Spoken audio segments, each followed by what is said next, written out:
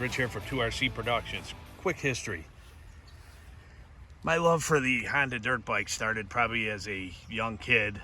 My Uncle Gene and my cousins Dan and Daryl used to have dirt bikes and ATCs, ATC 250Rs, CR 125s, 250s, multiple three-wheelers.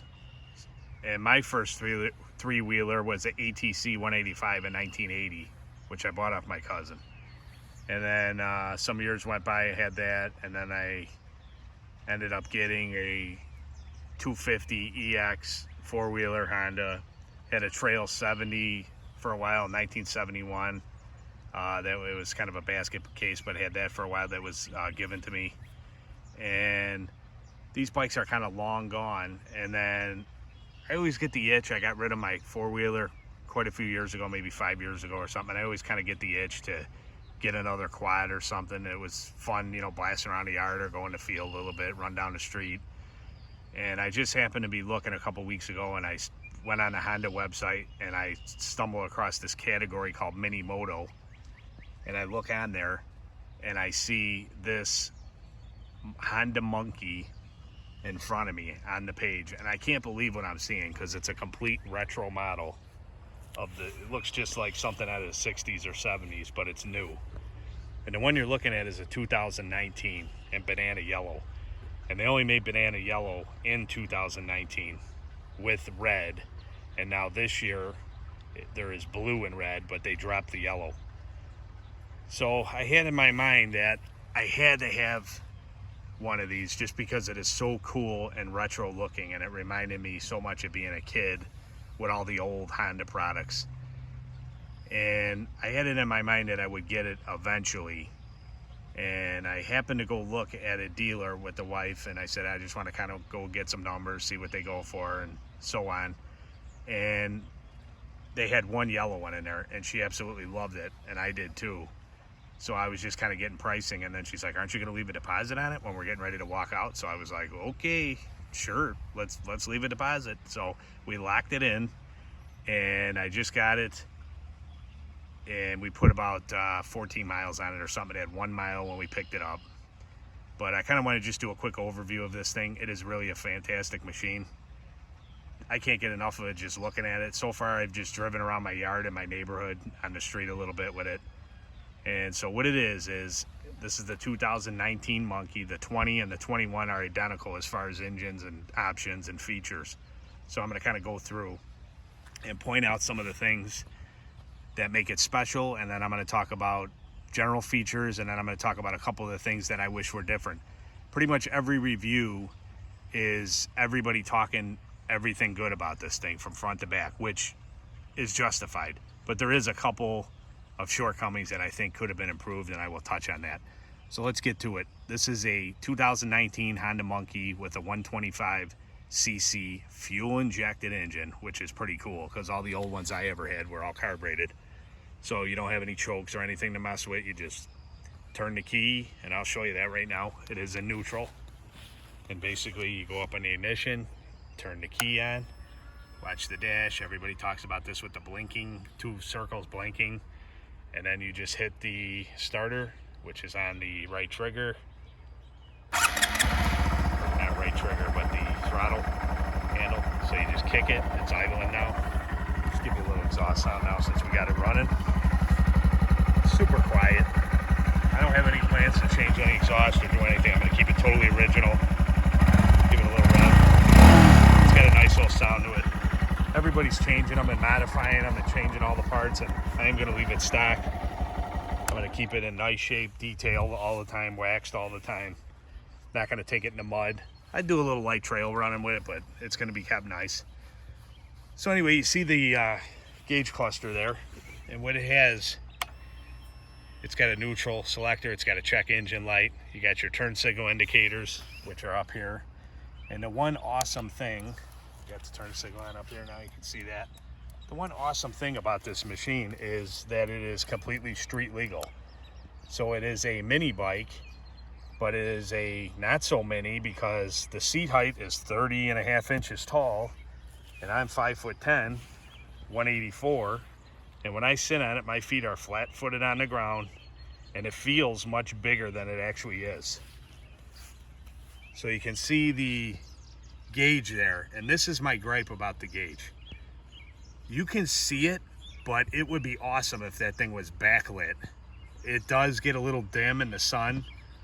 The good thing is that the mile per hour is huge, so you can see it, but it would be nice if it was backlit or had a dimmer adjuster on it. Would be awesome.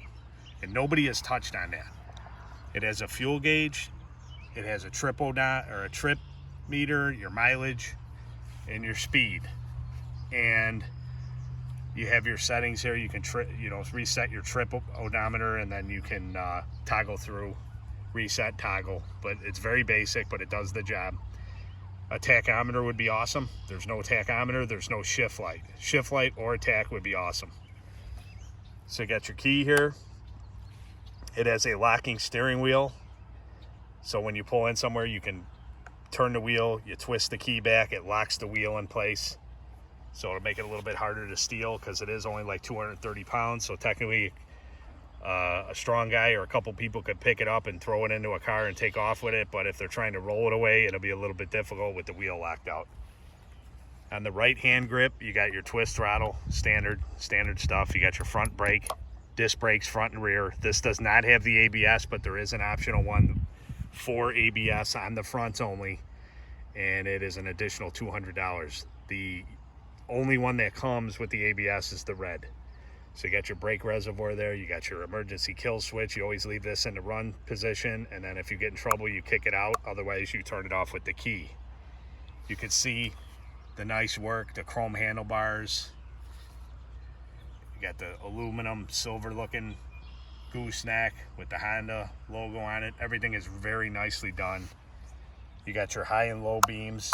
You got your horn right there. I can give you a sound of that if you want. Turn the horn on. It's loud. You got your gas tank here, which is pretty awesome. It's got a little dust cover. You flip up there. I'll show you that. Take the key. You put the key in there. Turn the key. Pop the gas tank. It's got like a little overflow tray in there. And then if you overfill it too high in the neck, it'll spray out and go onto the ground. We got like 15 miles on this. It has not moved yet on gas. It's still looking good. So what you do is you push this down, the key snaps back in place, you pull it out, close the dust cover. So the one really cool, well, I'll talk about the mirrors here. It's got a couple of mirrors on there to keep it street legal. They work. You can see the reflection in there. They definitely work, but not the best, not the big, widest field of view, but it does its job. Standard turn signals and stuff. A lot of people talk about the build quality and how well it's built, and it is. The metal tank is awesome. The old school metal tank 1968 Honda logo. Very, very cool. The two-tone with the pinstripe in the middle. The paint is absolutely flawless and beautiful. I've detailed it pretty much every day with spray detailing or waxed it once, and we've only had it a couple days. You got your turn signals, you know, flexible. These are plastic. They appear to be plastic, chrome plated. The bezel for the speedo gauge is also plastic. The headlight rim is also plastic, that I can tell. The front fender is metal, chrome, old school. You got reflectors on the bottom there on the front wheel. You got your standard single cylinder, single overhead cam, 125cc, 9-horse engine, fuel injected. Honda reliability, it's the same engine they use in the Grom. Very reliable. Hondas last forever. I've watched videos where guys are beating the living tar out of these things, and they just keep coming back for more. I haven't heard of any breakages or anything. So we'll kind of pan to the front here. They put the key back in, turn it on, so you can get a view of the light. Right now, just turning the key on, you can see it's all LEDs with the halos on the side. You got your high and low beam headlight in there. Chrome fender, like I said. You got your front forks, anodized, gold color, really cool. See your disc brake on the front, caliper. Nissan makes all the brakes for it. I believe that's how you say it. They make the brakes for it, which they've been doing for years. There's the horn up front. You got your front brake, like I talked about. You got your airbox. The airbox is very massive. It's huge. And a lot of people complain about that. It looks too big, and they put smaller airboxes on it, but I think it's just fine. I might put something on there, have some custom decals made, 125 or something like that to put on there. It'd be cool.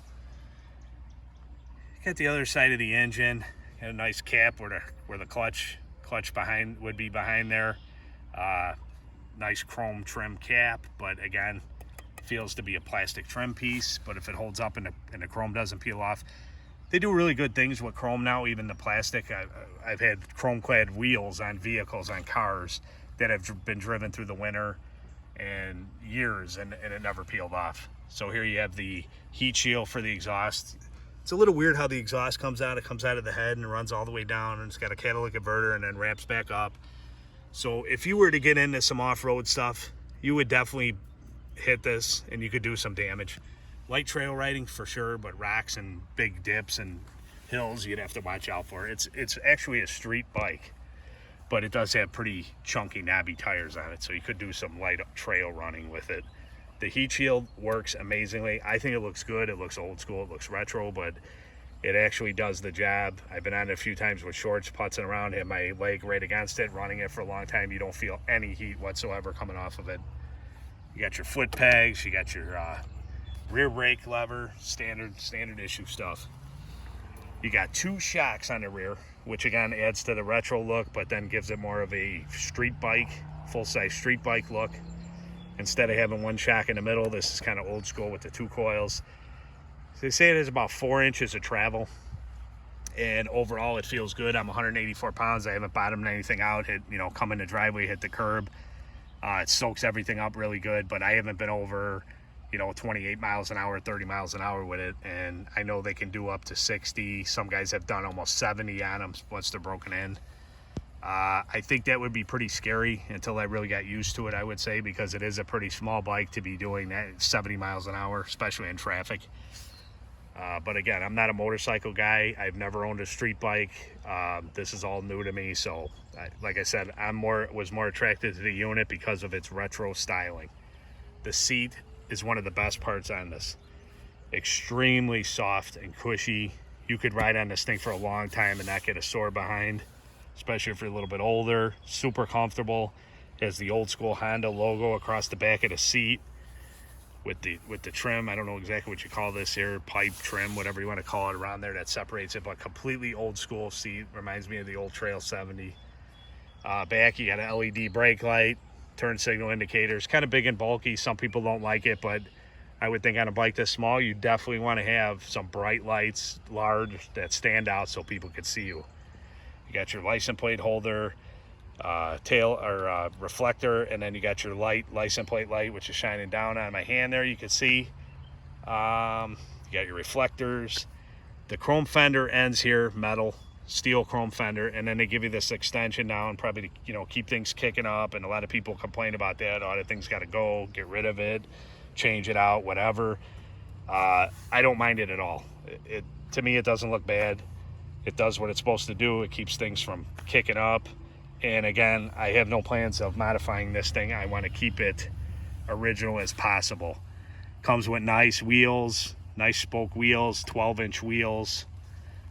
So the tires are smaller, but they're not actually as small as I thought they would be. I actually envisioned them a lot smaller than they actually are. They're not bad. You got your chain guard, which is plastic. Your take up on both sides for the chain adjust, standard chain. You have to keep that lubed and keep a certain amount of tension. It calls for 1 3/8 total run out on the chain, so you got to take care of that. It also comes with a lock for your helmet. You hook your tether in there for the helmet and lock that, so that's pretty cool. And then you got, I'll show you this. I probably got my finger in front of there, so I apologize for that, but that's for your helmet.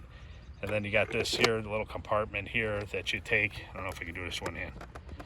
You basically turn the key and then you pop this cover off.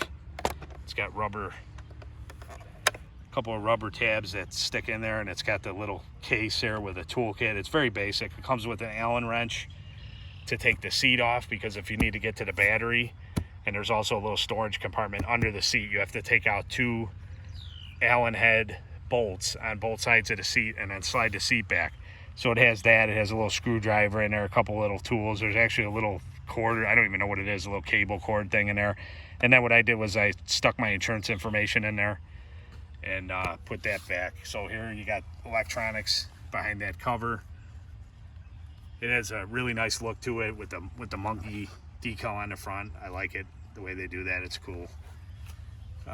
So I think that's pretty much covering the whole unit. It is a 4-speed transmission, standard 4-speed transmission with a wet clutch.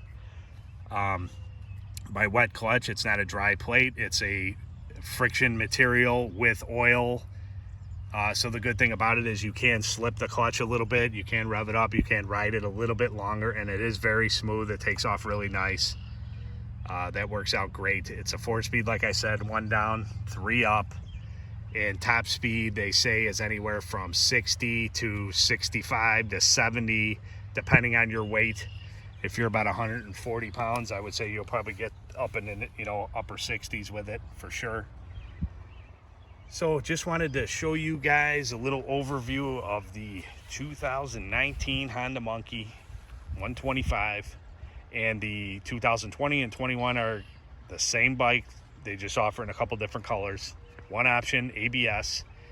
They list out for $39.99. That's pretty much what they're going for. You can get them a little cheaper, maybe if you shop around in different places, but that is the MSRP is $39.99, which I think, some people say it's expensive. I think it's a great deal. I think you get a lot of bike for your money. It's really cool looking, I mean, amazing. It handles really nice. It rides nice. It's smooth. You have Honda reliability, and you can use it as commuter transportation, just fun riding or going to work or whatever. It has a 1.5 gallon fuel tank, and it gets anywhere from, they're saying, about 140 to 180 miles to the gallon, which is incredible. So if you do live in a city or somewhere kind of close to work, a couple miles away, maybe in a rural area, a couple miles from work, you can jump on this baby and get to work in no time and burn virtually no fuel whatsoever. So that's it. 2019 Honda Monkey. Hope you enjoyed the video. If you guys have any questions, comments, any other information you want to know, like I said, the only thing that I would like to see is a tack, a backlit gauge. I'm trying to think if there's anything else that I really don't like. I think the lights are great, the seat is great, the controls are great. The only other thing, maybe the plastic plating, maybe some more metal parts on there would be nice. It remains to be seen how long the plastic chrome plating will last. I mean, obviously for me, it's going to be in the garage. It'll be used once in a while, and it's always going to have a coat of wax on it. Probably not a big deal. But guys that are putting thousands of miles on them, might be an issue with that chrome plating. Maybe not. The other thing I always wondered about is the old school metal tanks back in the day. Eventually they would start rusting from the inside. They could start rusting, and then you'd have problems. Hopefully they coated them up nice inside. And I mean, the ones that I had that would split were many years old, so we probably have many years to worry about that. But it's just something to think about. If it wasn't prepped right, if it wasn't sealed right, it could start rusting inside and then cause fuel problems.